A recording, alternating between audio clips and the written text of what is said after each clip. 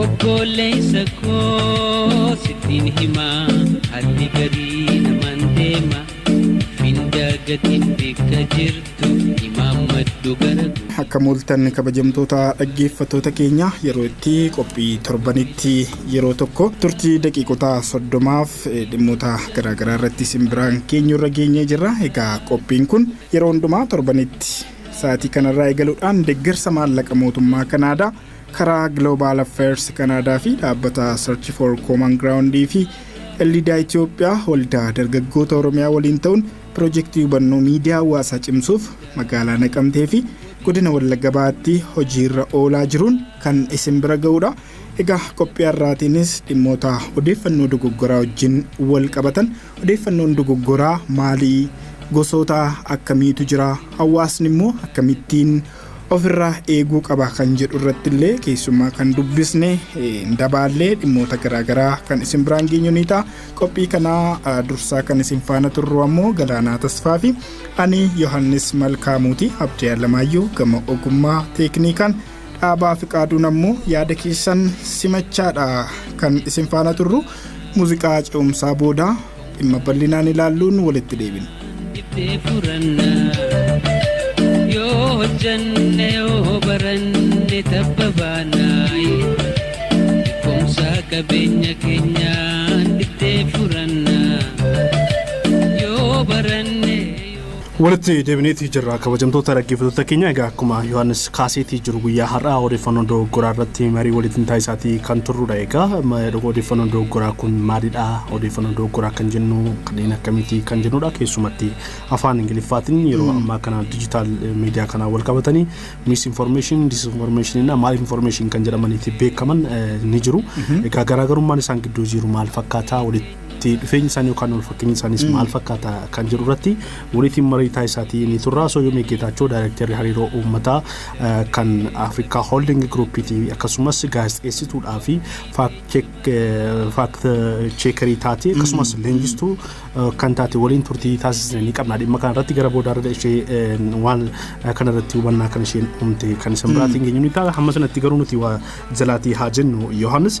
Egaa yeroo ammaa kana bara dijitaalaa keessadha nuti kan argannu. Bara dijitaalaa kana keessatti immoo odeeffannoon ilma namaatiif baay'ee barbaachisaati kan ta'edha. Odeeffannoon ilma namaatiif wantoota murteessoo ta'an keessaati tokko haa ta'u malee odeeffannoo sirriidhaa fi qulqulluu ta'e argachuutu yoo baanne immoo akkuma kana miidhaa guddaa geessisuu baratti jirurra kan nuti jirru. Odeeffannoon yoomiyyuu barbaachisaadha ilma namaatiif daldalaaf haa ta'u barnootaaf jireenya kamiifiyyuu odeeffannoon barbaachisaadha. Haa ta'u garuu odeeffannoo nuti argannu kun eenyurraati akkamiitiin arganna kan jedhu odeeffannoo qulqulluu namni argatu taanaan akka biyyaattis dhiibbaa guddaa biyyarraan geessisuu danda'a. Akka uummataattis uummatarraatiin akka hawaasaattis hawaasarraatiin dhaabbilee dhuunfaa dhaabbilee mootummaaf mootummaa garaagaraattis dhiibbaa guddaa geessisuu nama dhuunfaarraa kaasee akka biyyaatti miidhaa guddaa waan geessisuu danda'udha. Odeeffannoo ergiiti jette odeeffannoon kun egaa hawaasni gama garaagaraatiinidha kan inni argatu. Keessumaa miidiyaalee hawaasaatiin argachuu ni danda'a. Raadiyoodhaan ammoo akkuma nuun dubbannuun argachuu danda'a. Televezyiiniidhaan argachuu danda'a. Amma kan irratti xiyyeeffannu bal'inaan miidiyaa hawaasaa wajjin. Miidiyaan hawaasaa bara dijitaalaa ta'uu wajjin wal qabatee baay'ee babal'ateeti kan jiru. Addunyaa kana tokko taasiseeti kan jiru. Akkuma iyyuu kaaste ammoo odeeffannoo argachuun hojii idilee isaa geggeeffachuudhaaf jiruuf jireenya isaa keessatti hawaasni kamiyyuu odeeffannoo argachuudha kan inni barbaadu. Odeeffannoo kana immoo salphaatti argachuudhaaf miidiyaa hawaasummaa harkuma isaa keessa jiruunidha kan inni fayyadamu. Miidiyaa hawaasaa kana gaafa fayyadamu namni waan gaariitiif itti fayyadamaa jira moo waan namaatiif itti fayyadamaa jira kan jedhu qophiiwwan keenya kanaan dura darbee keessatti kaasneeti kan jiru. Amma guyyaarraa kan nuti irratti xiyyeeffannoo akka tiyyuu jette odeeffannoon argannu kun odeeffannoo dhugaa ta'uusaa akkamittiin beeknaa? Odeeffannoo sobaa ta'uusaa akkamittiin beeknaa? Kamtu immoo odeeffannoo sobaati? Odeeffannoo sobaa kana namni haala kamiin qoodee namoota birootiif daddabarsa kan jedhudha. Afaan Ingiliffaatiin akkuma tiyyuu kaaste misinformation, disinformation fi malinformation jechuudhaan kanneen keessumaa dhiibbaa geessisan kana bakka sadiitti qoodaniiti kan isaan jiran. Mee misinformation kan jedhu kana misinformation odeeffannoo dogoggoraadha yookiin immoo odeeffannoo dhugaa hin ta'inidha. Akkamittiin hawaasa bira ga'a namni odeeffannoo kana qoodu jiru akkamittiin itti fayyadama kan jedhu irratti mee waa muraasaa jennu. Egaa akkuma kaasaatii jirru odeeffannoowwan gosa garaagaraatti qoodnee ilaaluun ni danda'ama. Inni jalqabaa disinformeeshiniidha. Waan hunda dursee kan jiru disinformeeshiniidha. Namni tokko itti yaadee odeeffannoo sirrii hin taane akka namni dabarsuutiif waa kalaqee uuma odeeffannoo sobaatiin uuma odeeffannoon uumame kun odeeffannoo sobaati maaliif jeequmsa uumuutiif burjaajii uumuutiif odeeffannoo uumame ta'uu danda'a odeeffannoon kun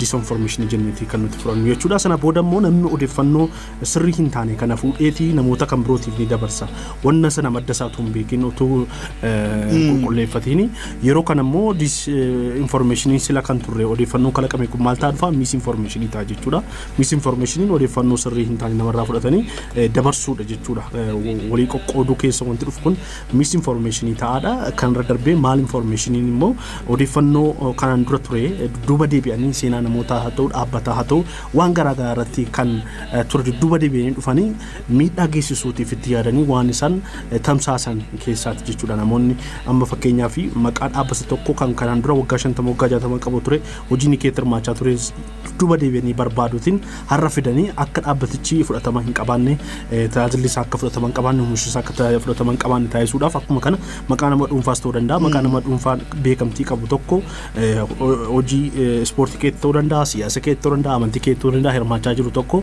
dudduuba deebi'anii seenaa isaa dudduuba deebi'anii qotanii barbaadanii itti yaadanii nama kana miidhuuf yookiin dhaabbata kana miidhuuf wanti taasifamu maal informationii jedhameeti akka beekamudha akkuma digiitaalaatiin kan jiru sirriidha wantooti kun wal fakkaatu misinformeeshinii kun odeeffannoo dogoggoraa yookiin immoo odeeffannoo sirrii hin taanedha garuu namni kana waan kana babal'isu odeeffannoo dogoggoraa ta'uu beekuu dhiisuu hin danda'a callisee waan qilleensa irratti odeeffannoo dogoggoraa miidiyaa hawaasaa irratti barraa'e tokko sheerii gochuudhaan laayikii gochuudhaan afaaniin isa ta'u namatti himuudhaan waan kana miidhaa daran akka inni goggoodhu wama taatee tokko fakkeenya fudhannee irraa magaalaa Naqamtee keessatti kun ta'eera jedha wanti sun magaalaa Naqamtee keessatti waan hin taanedha waan magaalaa Naqamtee keessatti hin taane namni tokko ta'eera jedhee yoonni fuula miidiyaa hawaasaa tolbee feesbuukiin haa ta'u yookaan karaa tiktookii haa ta'u miidiyaa hawaasaatti Tiwiitarii ta'uu danda'a waan naannoo keenyatti baay'inaan itti fayyadamnu jechuudha karaa sanaatti deemee dhoobuu danda'a waan dhoobame sana namoonni immoo dhuguma jedhanii wal harkaa fuudhaniiti daddabarsu yeroo sana misinformeeshinii kan jedhamu sanatti uumame jechuudha inni waan sana daddabarsu waan kanaan beekuu dhiisuu danda'a garaagarummaan diisii wajjin jiru isa disinformeeshiniin ta'ee jedhanii nama dogoggorsuuf odeeffannoo dogoggoraa kan ta'e babal'isuudha dhimma kanarratti bal'inaatiin hubannaa kan akka oomtuuf affeeraniiti jiru akkuma jalqaba kaasee keessumaa keenya guyyaa har'aa Sooyyoo Geetaachooti Daayirekteera hariiroo uummataa Afrikaa Holding akkasumas gaazexeessituudhaa fi faakti cheekerii dabalataanis immoo leenjistuudha dhimma kanarrattis immoo leenjii kallachaatii jirtudha namoota garaagaraaf dhaabbilee garaagaraati fi mee misinformeeshin disinformeeshin maal information maali kan jedhu kan ishee irraatii caqasnee walitti deebina. Misinformation, disinformation, malinformation, maalidha kan jedhu irratti disinformation jechuun odeeffannoo soba jechuudha. Guutumaa guutuutti persentii 100 odeeffannoo soba kalaqamee post yeroo godhamudha social media irratti disinformation kan jennu. Misinformation kan jennu immoo amma fakkeenyaaf namni tokko waajjira tokkorraa yookaan immoo nama dhuunfaa tokkorraa miidhaa geessisuuf odeeffannoo tokko yeroo maxxansu namichi inni lammaffaan immoo odeeffannoo sana argee miira isatti dhaga'ame yookaan gaddees ta'uu danda'a gammadeefis ta'uu danda'a odeeffannoo sana yeroo sheer godhuudha social media irra Facebook irras ta'ee TikTok irras ta'ee odeeffannoo dogoggora sana inni osoo hin beekin gowwoomfame yeroo sheer godhuudha misinformation kan jennu mistakenly waan ta'eef jechuudha dogoggoraan gowwoomfame waan ta'eefidha malinformation kan jennu immoo maalli sheesisa jennuudha malinformation seenaa nama tokko durii yookaan immoo waajjira tokko seenaa isaanii durii fudhatanii amma miidhaa isaanii irra geessisuuf yaadamee sirriitti itti yaadamee miidhaa geessisuuf yeroo post godhamuudha yeroo sheer godhamuudha social media irratti maalli sheersidha duuba isaa yaada hamaatu jira malinformation kan jennu kanadha sadan isaanii malinformationis misinformationis disinformationis hin geessisu kanaan wal fakkaatu miidhaa geessisu namoota dhuunfaa irrattis ta'ee waajjira irrattis ta'ee biyya irrattis ta'ee miidhaa guddaa geessisu konfliktii akka uumamu godhu kanadha garaagarummaan isaanii fi wal fakkeenyummaan isaanii.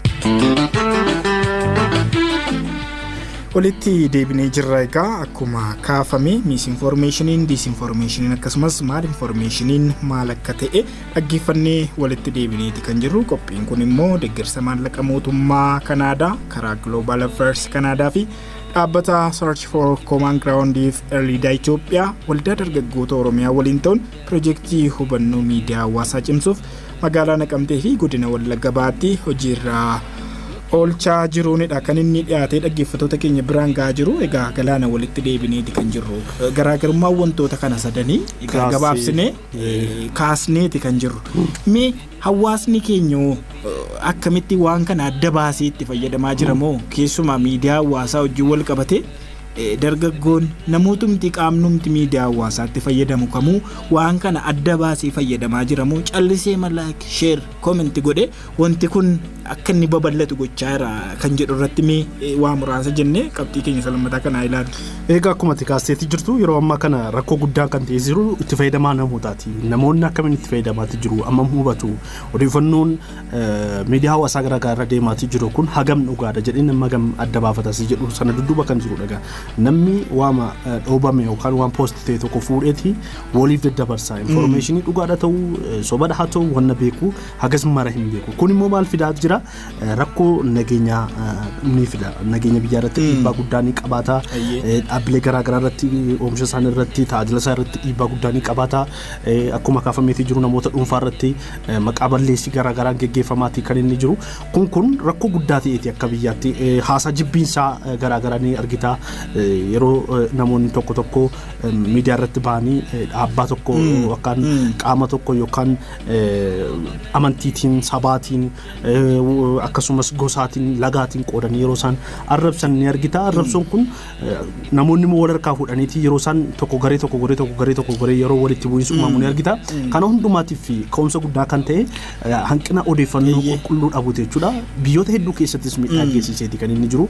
Wantoota akka kanaa fakkeenyaaf Keenyaa fa'aa keessatti fudhattee ilaalte bara 2007 filannoo Keenyaa keessatti gaggeeffame hojii wal qabsiisnee fudhannee 2007 miidhaa guddaan namoota irra gaheeti kan inni jiru filannoo Keenyaa sababa odeeffannoo dogoggoraa wajjin wal qabatee akka 2007 akka lakkoofsa Awurooppaatti yeroo sana aga kana'u sooshaal miidiyaan babal'anne sooshaal miidiyaan babal'ateetu hin taane reediyoon biyya sana keessa jiran odeeffannoo isaan sirrii hin taane dabarsee irraatii ka'uutiin miidhaa guddaan qaqqabeetee akka jirudha kan kaafamatee ture. Har'a immoo sanaa olitti miidiyaan hundumaa nama harka hundaa galeetii kan jiru. Bara kana lammiilee hundumtuu yeroo itti gaazexeessaa ta'an jedhameeti joornaalizim kan jedhamu irra yeroo kana jaarraa akkasii keessa geenyeetii kan jiru. Namni hundumtuu odeeffannoo dabarsuutiif of harkaatii qaba. Censorship yookaan gulaalliin hin jiru. Namni hundumtuu waan argee waan itti dhagaame barreessuutiin kan inni gadhiisu. Kun immoo hawaasa keessatti garaagarummaan akka uumamu, waldhabdeen akka bal'atu, tokkummaan hawaasaa akka diigamu, waliin jireenya uummataa akka inni burjaa jiru dubbii keessa dhibdee keessa akka inni galuudha kan inni taasisu. Kun kan biyya keenyaadha kan itti kaaste. Amma biyyuma keenya keessatti wanti taajjabnu jira. Yeroo baay'ee namoota siyaasaa biyya keenyaa hordoftoota hedduu kanneen qaban kanneen mootummaa deeggaranis haa ta'u kanneen mootummaa hojii wal morman baay'eedha kan agarru. Ofuma keenya miidiyaa hawaasaa hin fayyadamna gatii ta'e wanti taajjabnu. Qaamni kamiyyuu miidiyaa hawaasaa kana irratti odeeffannoo gaafa inni gadhiisu yookiin immoo gaafa inni maxxansu hordoftoonni waan kana jala jiranii odeeffannoon kun dhugaadha moo dhugaa miti? Eessaa argame ragaan isaa hoo maali? Kun akkamitti ta'e osoo hin jedhin yeroo itti laayikii godhan argaa jirra, yeroo itti sheerii godhan argaa jirra. Eenyumaayyuu achi jalatti miidhaa masa kam otoo walirra hin geessisin achi jalatti ergaa sana koomentii isaanii jalatti yeroo isaan wal arrabsan baay'ee argaati kan jiru. Kun dhimma lubbuu baasuu duwwaa osoo hin taane gamuma xiinsammuutiin hawaasa keenya burjaajamaa keessa wantoota gashaa jiran. Hawaasa qofa miti akka qorannoowwan garaagaraa mul'isanitti yeroo ammaa kana poolisii mootummaan tokko poolisii yookaan imaammata mootummaan tokko bocee gadi buusuu irratti dhiibbaa mataa isaa akka qabaachaa jiru. Ijaarsa biyyaa irratti, ijaarsa nageenya biyyaa irratti, hariiroo dippiloomaasii biyyoota garaagaraa gidduutti gaggeeffamu irratti dhiibbaa guddaa akka qabaachaa jiru. Fakkeenyaaf fudhannee ni dandeenya Niijeriitii fi French French gidduutti bara 2023 darbee humna waraanaa Frenchiitii fi Niger gidduutti garaagarummaan akka uumamu taasisuutiin social media irra wantoota deemaa turan sun garaagarummaa bal'aa biyyoota Sahara Afrikaa keessatti disinformation yookaan odeeffannoo sirrii hin taane dhiibbaa guddaa geessaa jiraachuuf nageenyaaf dippiloomaasii ijaarsa biyyaa irratti dhiibbaa guddaa geessaa jiraachuudha. Akka addunyaatti fudhanne Bangladesh keessatti rakkoon nageenya uumamee tureetii fi miidiyaan social meediyaan rakkoowwan garaagaraa tamsaasuu odeeffannoo qabatamaan ta'an dogoran ta'e tamsaasuun isaanii sanatiif sababa akka ta'edha kan kaafamu. Egaa biyya keenya keessattis rakkoo guddaa geessisaa jira. Geessisaati kan inni jiru. Hawaasni immoo akkamittiin itti fayyadamaa jira kan jedhu kan nuun kaasaa jirru kanarrattis yaada qindeeffannee ni qabna. Isas dhaggeeffannee immoo walitti adeemna. Yeroo amma hawaasni keenya waa'ee misinformation, disinformation, malinformation adda baasee maal akka ta'an hin beeku.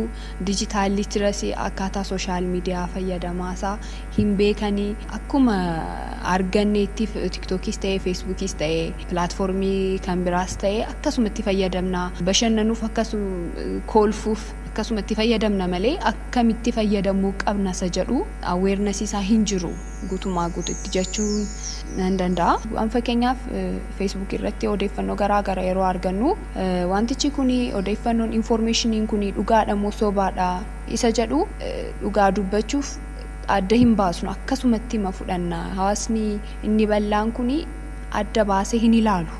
Akkasumatti fudhata. Sobas ta'e dhugaas ta'e fudhate innis share godha, comment godha, like godha. Algoritmiin Facebook yookaan TikTokiin yookaan immoo social media platformiin kaanii algoritmiin isaa immoo in dubbisa. Comment yeroo goonu like share yeroo goonu aha jaallataniiru jedhee nama biraaf namoota bal'aaf hin geessisa jechuudha. Nuni gaddinees ta'uu danda'a, aarrees ta'uu danda'a. Postiin tokko nama miira keessa gasha. Akkamidha amma waa'ee amantii, waa'ee sabummaa yeroo kaasu namni aarus danda'a, gadduus danda'a, gammadus danda'a. Facebook irras ta'e TikTok irras immoo postii tokko irratti comment, like, share goona taanaan algoritmiin sun waan dubbisuu fi nama kan biraaf yookaan immoo uummata bal'aaf hin geessisa. Kanaafuu shareis, commentis, likes gochuu irraa hin eegamu. Gochuun qabnu report gochuu qabna. Wanta nu gaddisiisuudha taanaan wanta nu aarsuudha taanaan aarreerras ta'e gammanneerras ta'e maalis ta'e gammanneerra taanaan promote gochuu qabna. Yaada barsiisaadha taanaan galatoomis jechuu dandeenya. Yaada keenya ibsachuu dandeenya. Wanta nu gammachiisuudha taanaan aarreerra yookaan gaddineerra taanaan immoo maaliif akkas jettee kana gochuun qabdu jennee comment gochuun qabdu. Reportuma gochuu qabna.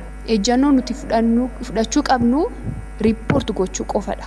Kanaafuu hawaasni keenya awareness kana qabaachuu qaba.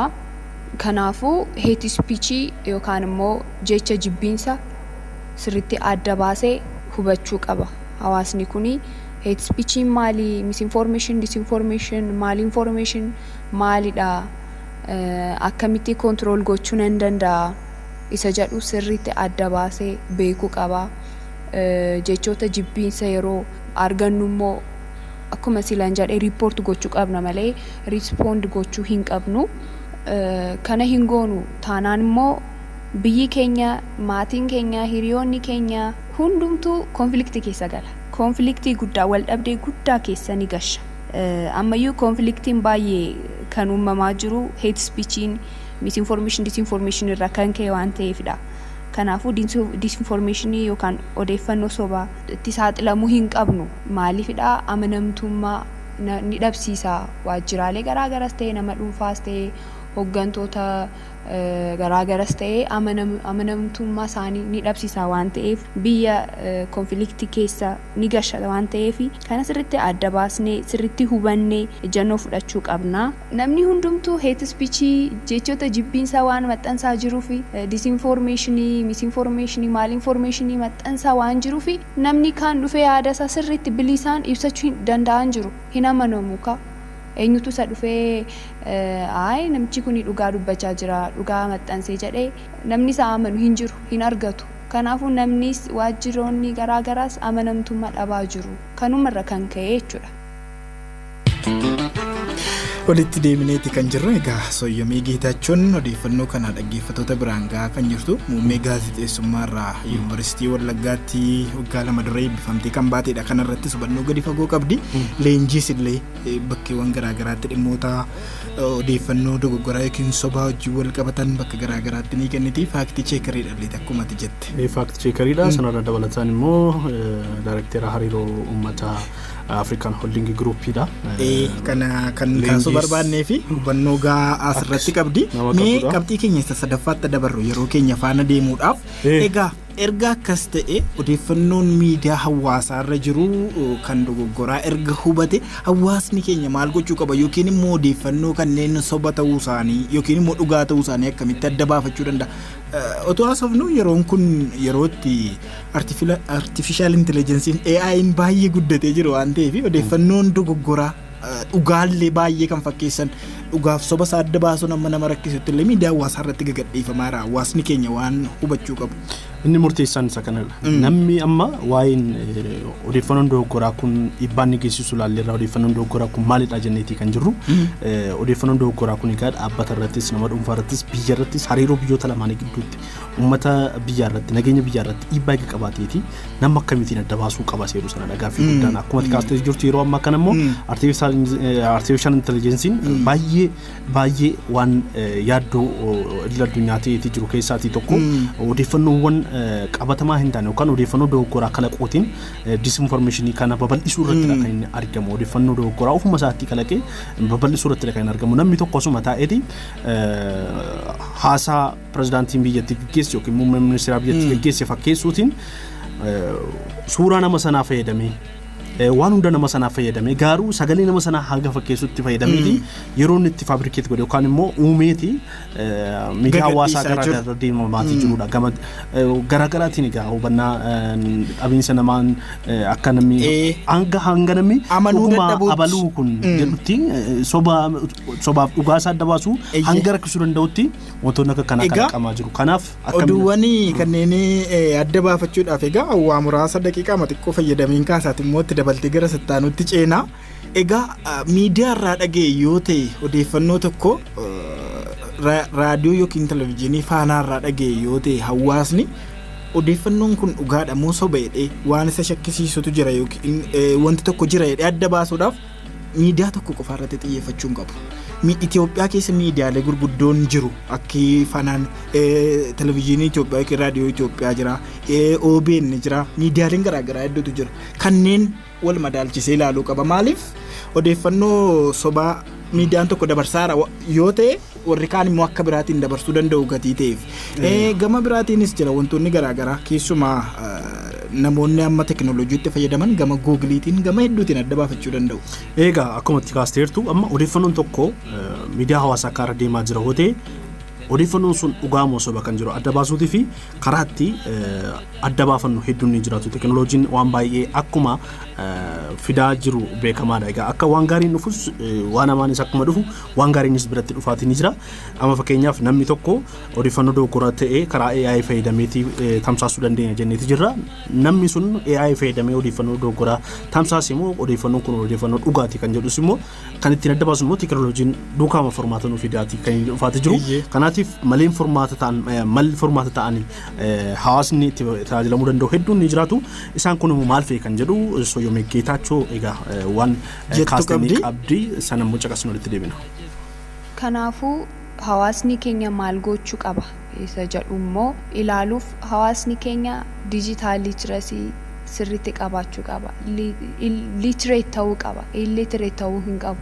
Sirriitti barachuu qaba. Sirriitti search godhee ilaaluu qaba. Dirqama namni dhufee isa barsiisuu irraan eegamu. Social media hin fayyadama taanaan search godhee ma ilaaluudha. Akkamitti social media fayyadamuu nan danda'a.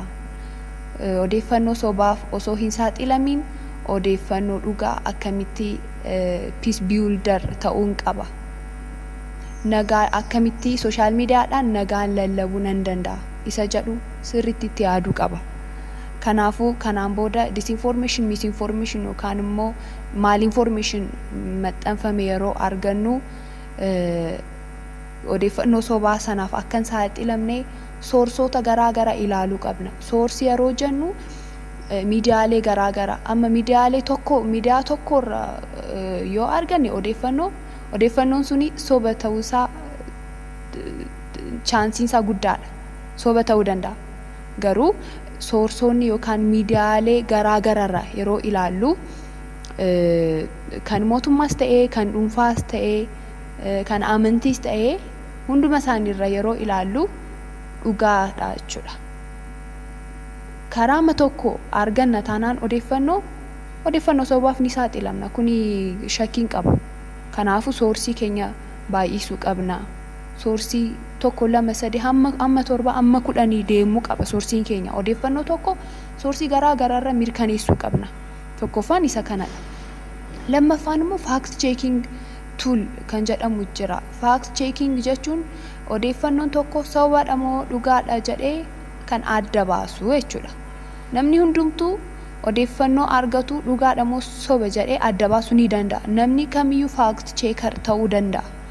Kanaafuu odeeffannoo argannu hunduma soorsii garaarraa mirkaneessuu qabna. Inni tokkoffaadha. Inni lammaffaa immoo tool fayyadamuu qabna. Tool yeroo jennu amma fakkeenyaaf imeejiif yookaan immoo suuraa fi Google reverse image search kan jedhamu jira. Google reverse image search jechuun footoo tokko yeroo isatti gashinu footoon suni kanaan dura waggaa meeqa dura post godhameera, biyya eessaa, staatasii akkamiidhaan post godhame kan jedhu nuuf baasa. Kan bira Bing kan jedhamu jira. Akkasumatti odeeffannoo kanaan dura maxxanfame yookaan immoo waggaa meeqa dura maxxanfame isa jedhu nuuf baasa. Yandex kan jedhamu immoo kan biraa jira. Kan kana fakkaatan baay'ee waan jiraniif akkamitti fact check gochuu nan danda'a jettanii yoo search gootan tuuloonni kun isiniif dhufu. Kanaafuu footoo yookaan immoo suuraa akkasitti adda baasuu dandeenya. Viidiyoof immoo jira. Invid kan jedhamu tokko jira. Liinkii viidiyoo tokko gashinee kanaan dura eessatti maxxanfame, biyya maalii, maal ta'ennaa maxxanfame isa jedhu nuuf baasa. Invid kan jedhamu jechuudha. Kanaafuu tuuloota akkasii nunis discover gochuu dandeenya. Namni hundumtuu, hawaasni hundumtuu, namni ijoollees ta'ee dargaggeessas ta'ee namni gurguddaas ta'ee kana fayyadamuu qaba. Tuulii hin baasu taanaan immoo yookaan odeeffannoo sana tuuliin verified gochuu hin danda'u taanaan immoo loogoo ilaaluu qabna. Alaabaa footoo sana yookaan viidiyoo sanarra jiru ilaaluu qabna. Afaanota amma fakkeenyaaf taatee Itoophiyaa keessa ta'eedha taanaan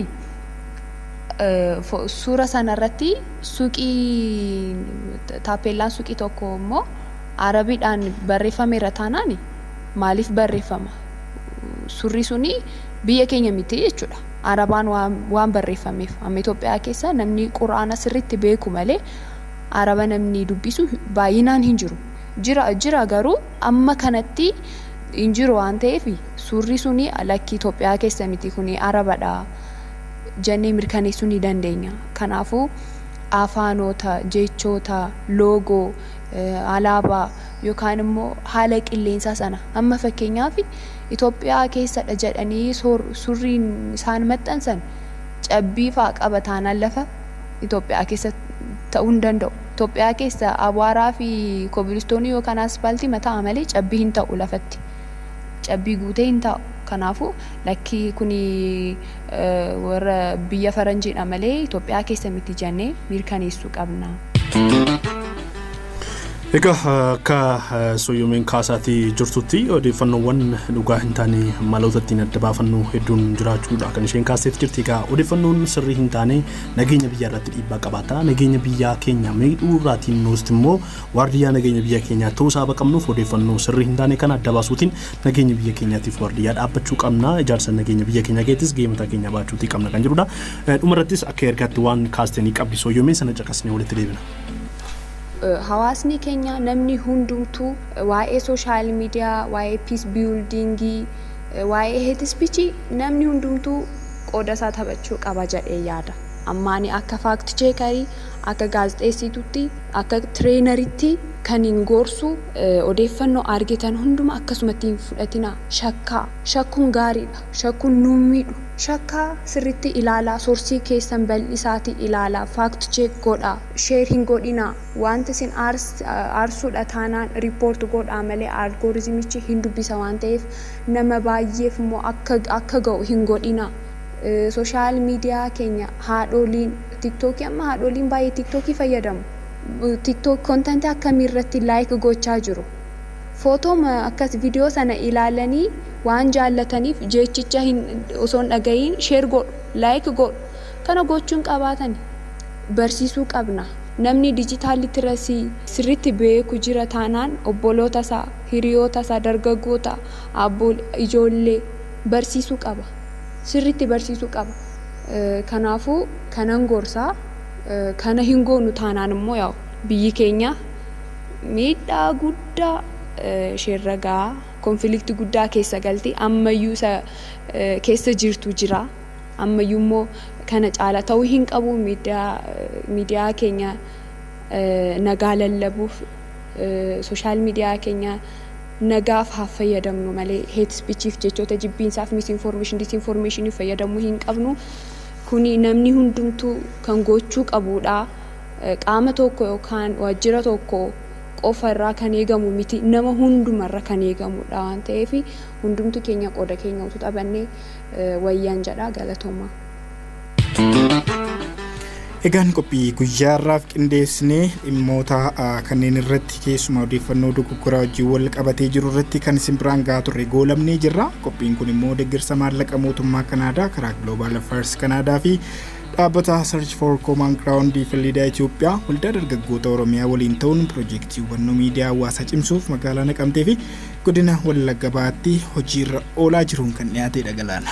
Egaa odeeffannoo kana egaan kan biraatiin geenyetti jirru barsiisaadha jennetti kan abdannu dhaggeeffattoonni keenya waan guddaa irratti argataniiru jennetti yaadna qophii keenya guyyaa har'aa irratti torbees egaa sa'aatii wal fakkaataatti dhimma haasaa jibbiinsaa haasaa sobaa hojii wal qabsiisee namoonni sooshaal miidiyaa garaagaraa yookaan miidiyaa hawaasaa garaagaraatiin taasisan dhiibbaa akkamii biyya irratti qabaata seeraan akkamiin ilaalama kan jedhus kan qabannee walitti deemnu ni ta'a torbanis sa'aatii kanatti akka nu eeggatan isaan affeerraa kanarraa sumarratti goolamneetti kan jirru. Qophii kana qindeessuudhaan Galaanaa Tasfaa fi Yohaannis Malkaamuudhaa gama ogummaa teeknikaan Abdii Alamaayyootu nu faana ture yaada keessan simachuudhaan Abaa fi Qaaduudha kan nu faana ture hagaa torban walitti deebinutti nagaatti isiniin jenna kanatti aansuudhaan qophii yuuba seeraatu isin bira ga'a qophicha waliin yeroo gaarii qabaadhaa.